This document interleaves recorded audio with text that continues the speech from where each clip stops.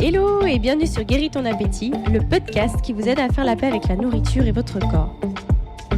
Je m'appelle Maïka, je suis coach en relation à la nourriture et mon rôle est de vous accompagner pour que manger soit à nouveau facile et que votre corps puisse retrouver un poids sain naturellement sans plus jamais avoir à suivre de régime.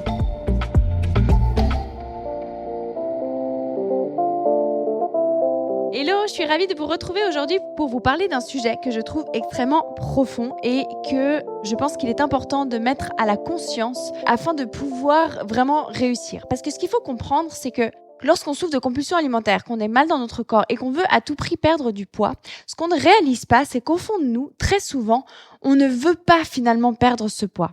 Je vais m'expliquer. Très souvent, ce but de vie, de perdre du poids, ce but à atteindre, cette réjouissance qu'on a en fait de quand on aura ce poids idéal, quand on sera bien dans notre corps, finalement, ça reste un but à atteindre. Et ce qu'il faut savoir, c'est que très souvent, quand on a ce mal-être, ce malaise avec les compulsions alimentaires, je ne sais pas si ça va vous parler, mais c'est quelque chose que j'ai constaté chez beaucoup des personnes que j'accompagne et qui était le cas pour moi avant aussi, c'est vraiment ce ressenti d'un mal de vivre assez profond. Foncièrement, on pourrait se dire, tout va bien dans ma vie, je suis bien dans ma vie, mais on a ce mal-être, ce malaise qui est là et qu'on ne peut pas expliquer en fait. Et très souvent, ce malaise, il vient de qu'on ne sait pas qui on est, on ne sait pas trop où on va, notre mission de vie, notre but, finalement, on ne l'a pas trouvé. On n'est pas connecté avec quelque chose qui nous lève tous les matins, qui nous réveille hyper enthousiaste d'aller de l'avant et de réaliser en fait cette chose-là.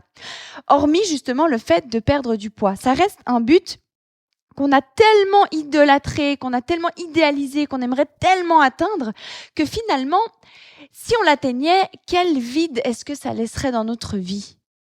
Peut-être que dit comme ça, vous dites non, avec les souffrances que ça me cause d'être mal dans mon corps, bien sûr que non, je serais trop bien si je perdais du poids. Mais en fait, je l'ai constaté avec les personnes que j'accompagne, quand finalement elles se libèrent des compulsions alimentaires, quand finalement elles se rendent compte que de mincir, c'est pas si compliqué que ça. Enfin, qu'on soit bien d'accord, c'est pas que c'est facile non plus, qu'on soit bien d'accord, mais quand elles ont trouvé comment faire pour collaborer avec elles, pour être vraiment en accord avec leur corps, écouter leur corps et commencer à réussir à mincir, finalement, ça laisse un vide énorme à l'intérieur. Et ça, c'est la pire chose qui puisse se passer finalement. Parce que ce qu'on réalise pas, c'est que très souvent on est focalisé sur ce qui se passe dans le monde matériel, c'est-à-dire sur notre corps notamment, sur l'image qu'on renvoie, sur ce qu'on aimerait atteindre. Mais ce qu'on ne réalise pas, c'est qu'il y a un monde bien plus vaste à l'intérieur de nous. Il y a tout un monde en nous et ce monde-là, très souvent, on y est complètement déconnecté. On ne sait plus finalement qui on est profondément, ce à quoi on aspire vraiment et surtout on ne le se permet pas parce qu'on nous a tellement dit dans la société que c'est comme ci, c'est comme ça, les choses ça se fait comme ça, le travail c'est ça, le couple c'est ça, la famille c'est ça, bref, il y a tellement de choses établies et qu'on pense être juste ou normal ou que c'est comme ça sans même se pouvoir imaginer que ça puisse être autrement. Que ça laisse un très grand vide en nous parce que finalement on n'ose même plus se connecter à qui on est vraiment, à ce qu'on veut vraiment, parce que on se dit mais ce serait tellement différent peut-être de ce qu'on m'a dit ou de ce que je vis actuellement ou de ce que les autres vivent qu'en fait c'est la peur de plus être aimé, la peur d'être rejeté par les autres, la peur des changements que ça engendrerait en fait dans notre vie qu'on devrait mettre en place fondamentalement si on s'écoutait. Et c'est complètement paradoxal parce que finalement, on rêve tellement de ce poids idéal, on le veut tellement, on l'a tellement voulu ce corps et on pensait tellement qu'une fois qu'on aurait ce corps, qu'on aurait ce poids, qu'on ferait ci, qu'on ferait ça, on s'est tellement projeté que finalement, le jour où on y arrive et qu'on voit le vide que ça a laissé finalement en nous, c'est extrêmement difficile à vivre. C'est bien plus dur à vivre que finalement de rester avec ce surpoids et d'avoir ce but qui nous enthousiasme quand même et qui nous donne envie de nous lever chaque jour. Et c'est pour ça que dans mon accompagnement, dans ma méthode Guéris ton appétit, on aborde vraiment les sujets fondamentaux, les sujets profonds des blessures émotionnelles, de ce qui se passe à l'intérieur de nous, de qui on est, d'apprendre à se connaître, de savoir quelle est notre mission de vie finalement, qu'est-ce qui compte vraiment pour nous et comment on peut s'autoriser à y aller, quel est le plan finalement pour pouvoir atteindre une vie qui nous correspond pleinement et ne plus rester dans du conventionnel, dans du bien rangé comme je pourrais l'appeler, dans du vraiment ce qui peut être politiquement correct pour les autres, acceptable pour les autres, qui est dans ce qu'on connaît déjà, qui est bien dans les cases, qu'on peut bien expliquer aux autres. Et ça, je peux vous le dire parce que j'adore ce que je fais avec Guéris ton appétit. Vous vous rendez pas compte, c'est vraiment une mission pour moi. C'est quelque chose qui me tient à cœur depuis tellement d'années. J'ai mis beaucoup de temps à oser le mettre en place en me disant, mais je suis qui moi pour faire ça ? Et puis en fait, ce que ça m'a demandé d'oser faire, oser donner des démissions, oser tourner peut-être le dos à certaines personnes temporairement, oser vraiment suivre mon propre chemin, peut-être parfois me sentir très très seule sur ce chemin, mais finalement pour aller vers quelque chose qui est important pour moi. Et qu'on soit bien d'accord, je suis pas en train de dire que c'est un passage obligé, de se retrouver seul, de tourner le dos, que ce soit difficile, bref, d'avoir l'impression de faire le parcours du combattant pour pouvoir atteindre ce qu'on veut. C'est pas du tout ça que je suis en train de dire et définitivement, c'est pas du tout nécessaire. En revanche, c'est vrai que ça demande du courage, de savoir qui on est, de savoir où on va, de savoir ce qu'on veut véritablement et de le faire malgré la désapprobation très souvent de notre entourage. Parce qu'au tout début, quand on commence ce chemin-là, on se transforme. Les autres nous disent « Ouais, mais t'as changé, voilà ». Alors d'un côté, certaines personnes nous trouvent très lumineuses. Il y a quelque chose de très lumineux qui émane de nous. Il y a vraiment cette puissance qui se réveille à l'intérieur. Et parfois, ça va déranger d'autres personnes autour de nous. Parce que finalement, on s'autorise à être nous-mêmes. Il y a plein de choses auxquelles on va oser dire non, qu'on ne va plus permettre, qu'on ne va plus vraiment se plier en quatre pour les autres, qu'on va se faire passer en premier. Et ça, très souvent, ça peut un peu mal passer, en tout cas au tout début, auprès de notre entourage, auprès des gens qui sont autour de nous. Et aussi, je le vois, quand on travaille, les personnes qui nous entourent, très souvent, ne s'autorisent pas à vivre ça non plus. Donc, on peut des fois attirer un peu la colère de certains. Mais finalement, cette colère, elle n'est pas tournée contre nous, elle est tournée contre eux et contre leur frustration. Mais pour nous, c'est très difficile à vivre. Et c'est pourquoi beaucoup de personnes, en fait, ont du mal à se connecter à l'intérieur d'elles-mêmes et d'oser, en fait, suivre ce que leur âme leur demande de faire. Et finalement, pour faire le lien avec le rapport à la nourriture, c'est que finalement, en fait, inconsciemment, on s'en rend pas compte, mais en fait, notre inconscient, lui, sait le vide qui sera laissé si on n'a plus ce but, finalement. Et si on est honnête avec nous, ce qu'il faut comprendre, c'est que plein de fois, on veut quelque chose avec notre tête, avec notre volonté. On veut absolument aller à quelque part. Sauf qu'en fait, on prend pas le temps de vérifier si c'est bien en accord avec ce qui se passe dans notre subconscient. Du coup, on se dit, mais bien sûr que c'est ce que je veux, bien sûr que je veux maigrir, bien sûr que je veux manger bien sûr que je veux être bien dans mon corps. Après, quand je serai bien dans mon corps, je ferai ça, je ferai tel métier, telle formation, j'oserais démissionner, j'oserais dire non à un tel.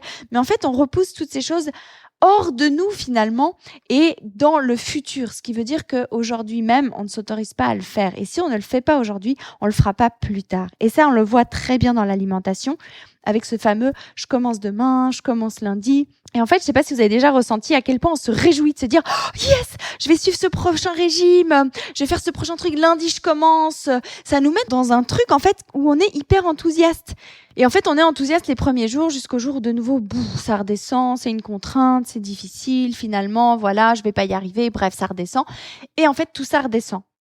Mais ça redescend simplement parce qu'on n'est pas connecté avec ce qui compte vraiment pour nous. Parce que si le seul but, c'est de mincir, c'est pas un but assez profond. Et surtout, une fois qu'on l'aura atteint, on va se rendre compte que c'est très vide de sens et que ça laisse un immense vide en nous, en fait. Et finalement, ce vide, actuellement, est rempli par le surpoids ou par la nourriture. Et si on ne règle pas d'abord de remplir ce vide autrement, si on arrête effectivement cette suralimentation, si on mincit effectivement, le vide que ça va laisser est bien plus mortel, je vais dire, que finalement d'avoir ce surpoids et d'être mal dans notre corps. En fait, ce qui n'est pas évident quand je vous communique tout ça, c'est que peut-être que vous le ressentez quand j'en parle comme ça, peut-être que vous dites c'est vrai que je ressens ce qu'elle dit là, c'est vrai que ce vide intérieur peut-être il me parle ou ce fait que j'ai pas vraiment d'autre chose qui m'enthousiasme dans ma vie, je sais pas vraiment quel est mon but de vie, qui je suis, ce qui compte pour moi, peut-être que ça vous parle. Et fondamentalement, si vous vous écoutez dans le cœur, je sais que vous entendez ce que je veux dire par là. Mais parfois, quand on n'est pas à l'écoute et qu'on n'est pas vraiment on n'a pas appris à être honnête envers nous-mêmes, c'est-à-dire de se dire, OK, oui, ça m'arrangerait d'être mince. Bien sûr que dans ma tête, j'ai envie d'être mince, mais fondamentalement, dans mon cœur, il y a une raison qui fait. C'est pas que j'ai pas envie, mais c'est que je l'atteins pas parce qu'il y a une véritable raison. Et finalement, cette raison, elle me protège. Honnêtement, posez-vous la question. Est-ce que vous vous dites pas là, en vous posant la question, ouais, avec la nourriture c'est difficile, avec mon corps c'est difficile, bref, mais finalement, est-ce que ça prend pas une place dans votre vie?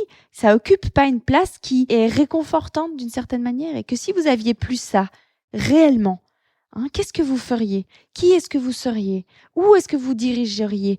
Fondamentalement, vraiment, si vous êtes honnête, est-ce que ça ne laisserait pas un vide dans votre vie? Vraiment, prenez le temps d'y répondre et je serais ravie si vous voulez me répondre soit en commentaire, soit en privé. Peut-être que des fois, c'est très intime, ce genre de réponse. Mais si vous voulez me les partager, vraiment, je serais ravie de recevoir vos réponses, de savoir si, oui ou non, vous ressentez peut-être ce vide que ça pourrait laisser si vous n'aviez plus justement ce surpoids et cette nourriture pour combler ce vide. Alors la bonne nouvelle, rassurez-vous, c'est que ça s'apprend. On peut vraiment combler ce vide en ayant à l'intérieur de nous, en allant à l'intérieur de nous, en prenant le temps d'apprendre à nous connaître, en nous connectant à l'intérieur de nous. Et c'est vraiment ce que je préconise avec Guéris ton appétit. Comme je dis très très souvent, moi je suis pas du tout sur des programmes alimentaires, des programmes sportifs. Je suis pas du tout dans le corps parfait, dans comment faire pour avoir vraiment un corps un tel ou un tel. Non, moi je suis vraiment pour dire que je sais que naturellement, le corps va lâcher les kilos supplémentaires quand il sera aligné, parce que c'est ce qui se passe pour moi. Et aujourd'hui, pour moi, pour être honnête, c'est important pour moi d'être bien dans mon corps, j'aime me faire jolie, mon poids, c'est important pour moi, je m'en fiche pas d'être en surpoids, j'ai pas du tout envie. Sauf que j'ai compris que c'est pas en me battant contre mon corps que j'y arrivais. Et j'ai réussi effectivement en m'alignant à ma propre vie, en m'alignant à mon subconscient, en m'alignant à mon corps, en écoutant mes véritables besoins. Ça veut dire quoi? Ça veut dire oser me diriger vers ce qui compte pour moi. Ça veut dire oser écouter mon corps plutôt que de suivre les règles établies par la société d'alimentation, par exemple. Ça, c'est vraiment quelque chose, je vais le répéter, c'est d'oser écouter mon corps, d'oser me dire, OK, là, mon corps, je sens que j'ai envie de manger du chocolat. Oui, mais dans tel programme alimentaire, on me dit que le sucre, c'est mauvais pour moi et que si je mange du sucre, j'arriverai jamais à maigrir. OK, mais tant que je ne fais pas confiance à mon corps, tant que je ne fais pas confiance à mon intériorité, à mon inconscient, à ce qui se passe en moi, j'y arriverai pas. Parce qu'aujourd'hui, quand j'ai envie de manger du chocolat, je vais en manger. D'ailleurs, vraiment, suite à ma grossesse, j'ai réussi à lâcher tous les kilos que j'avais pris durant la grossesse et même encore plus. Je suis même arrivée en dessous du poids que j'avais avant ma grossesse. Et tout ça en mangeant pendant un certain temps une demi-plaque de chocolat par jour. Donc vraiment pour vous dire que en faisant confiance à mon corps, j'ai pas suivi les règles alimentaires qui sont préconisées. En revanche, en suivant ce que je ressentais vraiment, j'ai réussi mon corps, en fait, simplement à lâcher ces kilos parce que j'étais à l'écoute. Mais il faut oser, vraiment oser, suivre ce qui vibre en nous. Et c'est là la grande difficulté. Et c'est pourquoi, vraiment, dans Guéris ton appétit, on va d'abord aller chercher ce qui se passe à l'intérieur, dans le subconscient, nos blessures, quel vide est-ce qu'on a en nous, qui est-ce qu'on est, qu'est-ce qui compte, qui on est vraiment, qu'est-ce qui est important pour nous, vers quoi est-ce qu'on se dirige fondamentalement pour d'abord remplir ce vide qui est en nous. Et c'est quand ce vide est rempli en nous qu'ensuite on peut cesser de se suralimenter, on peut permettre au corps de lâcher les kilos supplémentaires, mais c'est pas à l'inverse. Et je ne juge pas les personnes qui préfèrent suivre un programme alimentaire et sportif. Tant mieux si c'est ce qui vous correspond. Alors allez-y, c'est vraiment génial. Mais si vous voulez vraiment faire un travail sur vous de l'intérieur qui va changer votre vie sur tous les plans, alors c'est vraiment ce que je préconise dans Guéris ton appétit. En fait, j'utilise vraiment cette difficulté avec la nourriture, cette difficulté avec notre corps, avec notre poids, pour transformer notre vie. Parce qu'en général, les difficultés qu'on vit, elles sont pas là pour rien. Elles sont là pour nous permettre de passer à un niveau supérieur. Elles sont là pour nous permettre de nous transformer, d'évoluer, de grandir sur d'autres plans. Mais si on reste focalisé uniquement sur le plan physique, sur le plan du corps, sur le plan de ce qu'on voit autour de nous et pas de ce qui se passe en nous, qui est bien plus vaste finalement, alors on se perd et notre vie reste très vide de sens. C'est comme des fois, je ne sais pas si vous avez déjà constaté, vous voulez tellement, je ne sais pas moi, être en couple ou tel travail ou telle vacances, tel voyage, telle fringue, telle voiture. Et en fait, le jour où vous obtenez ces choses-là, vous vous rendez compte que oui, c'est peut-être cool sur le moment, mais finalement, ça remplit pas ce vide que vous espériez remplir avec ça. Et c'est là où ça vient montrer que la seule manière de fondamentalement se sentir rempli, c'est de travailler à l'intérieur de soi, d'aller trouver ce qui nous nourrit à l'intérieur de nous, ou ce qui laisse ce vide finalement, et d'aller explorer tout ça, et de permettre de libérer tout ça, et de re-remplir à l'intérieur de nous ce monde si vaste qui vit à l'intérieur de nous. Et surtout, ce que j'aimerais encore dire, c'est que ce qu'on réalise pas, c'est que ce monde intérieur a une influence immense sur notre monde extérieur, sur ce qu'on vit dans notre vie. Donc le fait de ne pas vouloir s'y pencher, finalement, c'est un choix et on a totalement le droit de pas vouloir le faire. Mais pas vouloir le faire, finalement, c'est se rendre la vie bien plus difficile. Même si au premier abord, ça paraît pas être le cas, parce que ça nous demande, quand on va regarder à l'intérieur et qu'on suit ce que notre âme nous communique, c'est difficile, c'est un fait, c'est pas forcément facile, ça demande de faire des choix, ça demande d'avoir du courage, d'oser mettre en place certaines choses, mais finalement, notre vie est bien plus simple quand on écoute que quand on n'écoute pas.